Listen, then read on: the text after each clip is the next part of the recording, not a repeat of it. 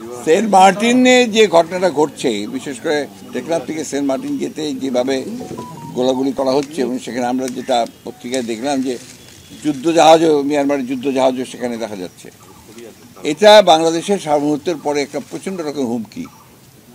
এবং দুর্ভাগ্যের কথা হচ্ছে যে বর্তমানে যে একটা অনির্বাচিত সরকার আছে, দখলদারি সরকার, জোর করে দখল করে বসে আছে, এদের কাছে সার্বভৌমত্ব ব্যাপারটা কোনো রকমেই কোনো প্রভাব বিস্তার করছে না। একটা ভিন্ন দেশ থেকে আমার যে পথ, যেটা আন্তর্জাতিকভাবে স্বীকৃত যে পথ, সেই পথে আমার সেই সমুদ্রের সীমা, সেখানে আমি যাতায়াত করতে পারছি না, ওখানে সেখানে গোলাগুলি করে যাতায়াত বন্ধ করে দিচ্ছে। অথচ সরকার এখন পর্যন্ত একটা যে স্টেটমেন্ট, সিরিয়াস স্টেটমেন্ট, আমি condemning the incident of Myanmar, সেটা পর্যন্ত তারা করে নাই।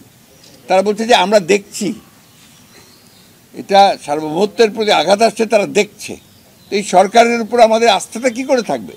এই দেশের জনগণ, যারা দেশের মানুষ তো আশা করে যে সরকার তাদের সার্বভৌমত্ব রক্ষা করবে, তাদের স্বাধীনতা রক্ষা করবে, তো সেখানে সরকারের কোনো রকম কথাই আমরা শুনতে পাচ্ছি না।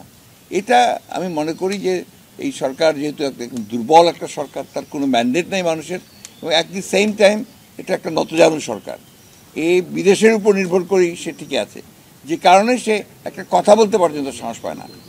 মিয়ানমার থেকে গুলি হচ্ছে, আমার মারাও গেছে লোক, অথচ দেখা যাচ্ছে সে কোনো কথা বলে না। তো এটাকে আমরা তীব্রভাবে কন্ডেম করি।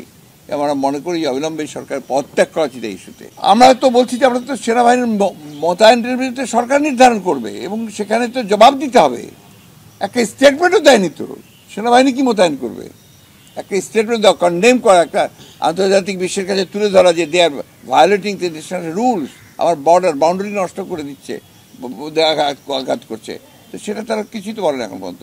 সেনাবাহিনী মোতায়েন তো অনেক পরে আসবে।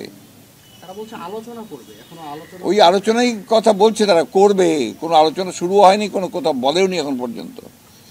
ওই যে আপনার তো গল্পটা জানেনি, আর কি বলবো, এটা এখানে ইনফ্লেশন, মুদ্রাস্ফীতি যেভাবে বেড়েছে, এটা সাধারণ মানুষের একদম ক্রয় ক্ষমতার সমস্ত বাইরে চলে গেছে। এবং সেটা লক্ষ্য করা যাচ্ছে যে এবারকার কোরবানির ঈদের জন্য কোরবানির যে পশু লোকে কিনতে যাচ্ছে, সেখানে কিনতে পারছে না। বেশিরভাগ ক্ষেত্রে দেখা যাচ্ছে যে নাগালের বাইরে সমস্ত দাম। এবং ঢাকাতে তো পরিষ্কারভাবে কোনো লোকই নেই, বাজারে, পশুর বাজারে, হাটের কোনো মতো লোক নাই, কেউ কিনতে পারছে না। এবং এটার কারণটাই হচ্ছে যে মানুষের আর্থিক অবস্থা চরমভাবে খারাপ হয়েছে। এই সরকার তো বেসিক্যালি তার লুট করে দেশের সমস্ত সম্পদকে বিদেশে পাচার করে দিয়েছে, ব্যাংকগুলো থেকে লুট করে শেষ করে দিয়েছে, এবং অর্থনীতিকে চরম খারাপ অবস্থায় নিয়ে এসছে। কয়েকদিনে আপনারা দেখেছেন সবাই যে দেশের প্রখ্যাত অর্থনীতিবিদরা তারা বলেছে যে দেশের অবস্থা, অর্থনৈতিক অবস্থা অত্যন্ত খারাপ, নাজুক অবস্থা। বেনজির আজিজ ইস্যু তো আপনাদের সকলেই একটা আই ওপেনার হওয়া উচিত।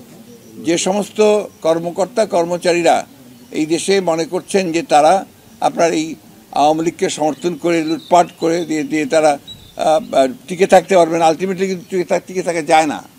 আজিজ এবং বেনজির তার একটা প্রমাণ যে লুট করলে, চুরি করলে, অন্ধের মতো একটা অজনপ্রিয় ম্যান্ডেটবিহীন একটা সরকারকে সমর্থন করলে সেখানে টিকে থাকা সম্ভব না। এবং দেখেন, ওই সরকারই তাদেরকে স্কেপগোট বানাচ্ছে, তাদেরকে বলির পাঠা বানিয়েছে কিন্তু ওই সরকারই, অথচ তারাই কিন্তু লুটপাটটা করছে।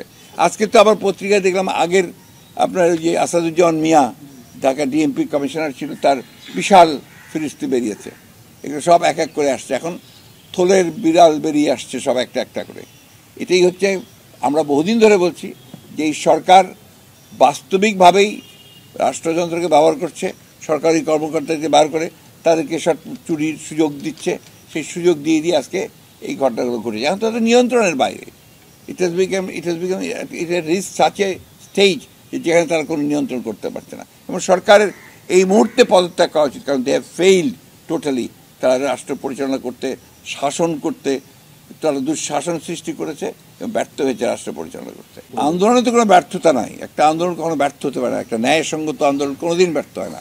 আজকে যদি সেটা হতো তাহলে তো অনেক আগে আপনার বাংলাদেশের স্বাধীন হতো না, আমাদের রাষ্ট্রভাষাও আপনার বাংলা হতো না। আন্দোলন হয়তো সাময়িকভাবে স্তীমিত হয়েছে সরকারের অবনতির কারণে, কি আন্দোলন চলমান আছে এবং আরও তীব্র হবে। আর একটা রাজনৈতিক দলের এই যে পরিবর্তন যে হয়, এটা সেই রাজনৈতিক দলকে আরও শক্তিশালী করার জন্যই হয়। আমাদের এই পদগুলো শূন্য ছিল, আমাদের অনেকে মারা গেছেন, কেউ নিশ্চয়ই হয়েছে দেশ ছেড়ে চলে গেছেন, হয়তো এই জায়গাগুলোকে পূরণ করা হয়েছে, এবং যাদেরকে না হয়েছে দে আর অল ইয়াং পিপল। তো আমরা অত্যন্ত আশাবাদী যে এই পরিবর্তনের ফলে আমাদের দল আরও বেশি শক্তিশালী হবে।